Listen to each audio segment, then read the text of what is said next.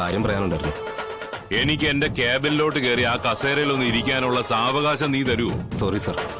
Sir മീറ്റിങ്ങിനോ മറ്റോ കയറിയ പിന്നെ അത്രയ്ക്ക് അത്യാവശ്യമാണോ? അതെ സാർ. നീ സ്വാമിയെ കണ്ടില്ലേ? ഇല്ല. എങ്കിൽ എന്റെ ക്യാബിനിലോട്ട് വാ.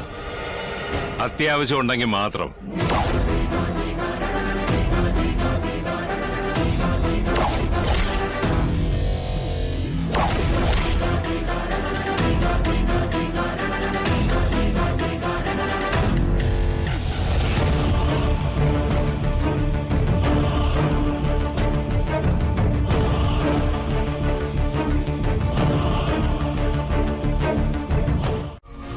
ആ സ്വാമിയും കൂടെ ഒന്ന് വരട്ടെ.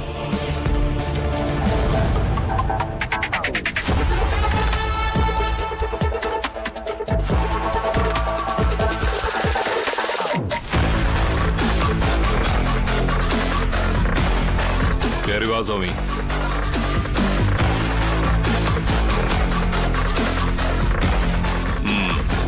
ഇനി പറ, എന്തുവാ കാര്യം? പരുത്തിക്കുന്നിൽ ചില പ്രശ്നങ്ങളുണ്ടായി. കളക്ടറുടെ ഓഫീസിൽ നിന്നും പരുത്തിക്കുന്ന് കോളനിയിലേക്ക് ആളുകൾ വന്നു. അത് പുറമ്പോക്കാണെന്നാണ് വന്നവർ പറഞ്ഞത്. പുറമ്പോക്കോ? എന്താ സ്വാമി, എന്താ ഉണ്ടായേ? വന്നത് കളക്ടറുടെ ഓഫീസിൽ നിന്ന് തന്നെയാണോ? ആ കാഹളം കുമാരനാണ് സാറേ എല്ലാത്തിനും പിന്നിൽ. നമ്മള് കോളനി സ്ഥലം കയ്യേറിയെന്നൊക്കെയാണ് അവൻ പറഞ്ഞു നടക്കുന്നത്. അവനാണ് ഇപ്പൊ കളക്ടറെയും കൂട്ടരെയും പരുത്തിക്കുന്നിൽ എത്തിച്ചിരിക്കുന്നത്.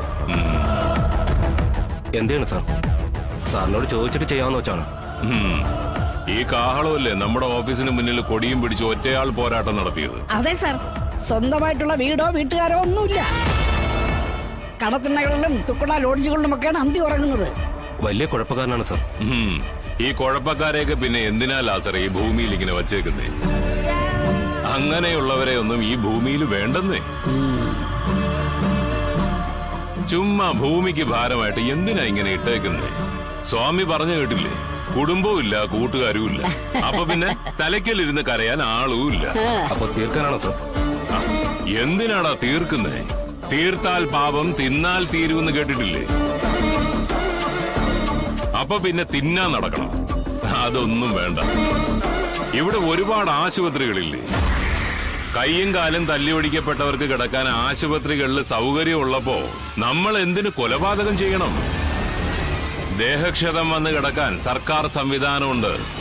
ആഴ്ചയിൽ പാലും മുട്ടയൊക്കെ ഇപ്പോഴും കിട്ടത്തില്ലേ സ്വാമി? അത് കിട്ടും. അപ്പൊ പിന്നെ അങ്ങനെ ചെയ്യും.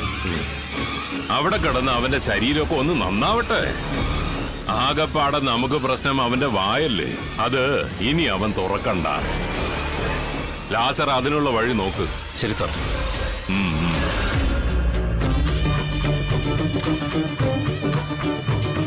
അവന്റെ വായ നമുക്ക് തുന്നിക്കെട്ടാം. പക്ഷേ അവന് വഴിവെട്ടി കൊടുക്കുന്ന ഒരു വഴികാട്ടിയുണ്ട്. നമുക്ക് വേണ്ടത് ആ വഴികാട്ടിയെ.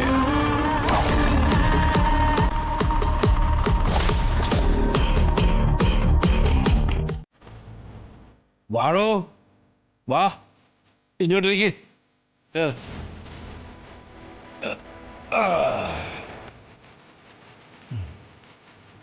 അല്ല, എന്താ ഇപ്പോ പതിവില്ല വന്നത്? പഴയകാല സൗഹൃദം പുതുക്കാനോ അതോ പുതിയ എന്തെങ്കിലും പണി വെപ്പിച്ചിട്ട് വന്നതാണോ? എന്തായാലും താൻ വെറുതെ ഒന്നും വരത്തില്ല. എനിക്ക് തന്റെ ഒരു സഹായം വേണം.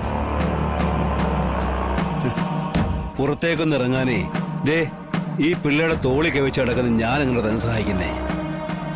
സ്വന്തമായി എന്റെ ഇഷ്ടത്തിന് ചലിക്കാൻ കഴിയാത്ത കയ്യും കാലുള്ള ഞാന് എങ്ങനെ മറ്റുള്ളവർക്ക് സഹായിയാവും? ഞാൻ കേട്ടത് നിങ്ങളുടെ മരുമകൾ അത്യാവശ്യം ബോധമുള്ള പാവപ്പെട്ട ആൾക്കാരെ സഹായിക്കാൻ മനസ്സ് കാണിക്കുന്ന ഒരു കളക്ടറാണെന്നാണ്. ഇന്നിപ്പോ എനിക്കെന്റെ ജീവന് പോലും ഭീഷണി വന്നിരിക്കുന്ന സമയമാണ്.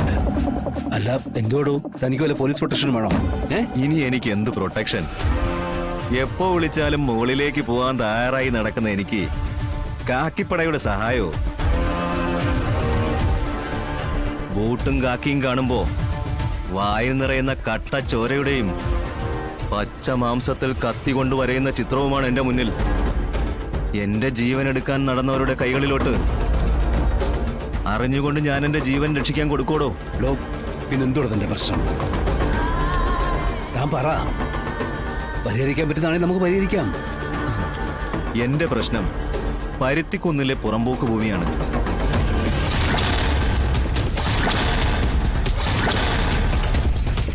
ജാനകിയമ്മ റവന്യൂ മന്ത്രിയായിരുന്നപ്പോ പരുത്തിക്കുന്ന് കോളനിയിൽ പാവങ്ങൾക്കായി 1,00,000 വീട് കോളനിയെ അനുവദിച്ചുകൊണ്ട് ഒരു സർക്കുലർ ഇറക്കിയിരുന്നു.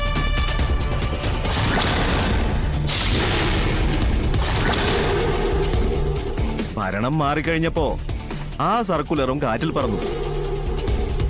അതിപ്പോ ഭരണത്തിൽ സ്വാധീനമുള്ളവരുടെ കൈവശമിരിക്കുക. അത് വീണ്ടെടുക്കണം. അത് വീണ്ടെടുത്ത് പാവങ്ങൾക്ക് കൊടുക്കണം. അത് നിങ്ങളുടെ മരുമകളെ കൊണ്ട് നടക്കും. അത് പറയാനാ ഞാൻ വന്നത്. ശാലിനി എന്റെ മരുമകളാ. ഞാൻ പറയുന്നതിന് എതിർവാക്കുകൾ പറയുകയില്ല. പക്ഷേ ഈ ജോലി സംബന്ധമായ കാര്യത്തിലേക്ക് ഞാൻ ഇന്നുവരെ ഇടപെട്ടിട്ടില്ല. അല്ല, അവിടെ ഉള്ളപ്പോഴേ താൻ ഒരു ദിവസം വരുന്നതായിരിക്കും അതിന്റെ ഒരു ശരിയേ. കാര്യങ്ങൾ നേരിട്ട് നിന്ന് സംസാരിക്കുമ്പോൾ കിട്ടുന്ന ഒരു വ്യക്തതയെ മറ്റാളുടെ ഇടയ്ക്കെന്ന് പറയുമ്പോൾ കിട്ടത്തില്ലല്ലോ. തനിക്കറിയാലോ, എന്റെ ശബ്ദവും ശക്തിയും പാവപ്പെട്ടവന്റെ അന്നം മുടക്കികൾക്ക് എതിരെയായിരുന്നു. ഒരു ചായക്ക് വേണ്ടിയോ ഒരു നേരത്തെ ഭക്ഷണത്തിന് വേണ്ടിയോ ഞാൻ എന്റെ അക്ഷരങ്ങളെ ബലി കൊടുക്കാറില്ല. ഇത്രയും കാലം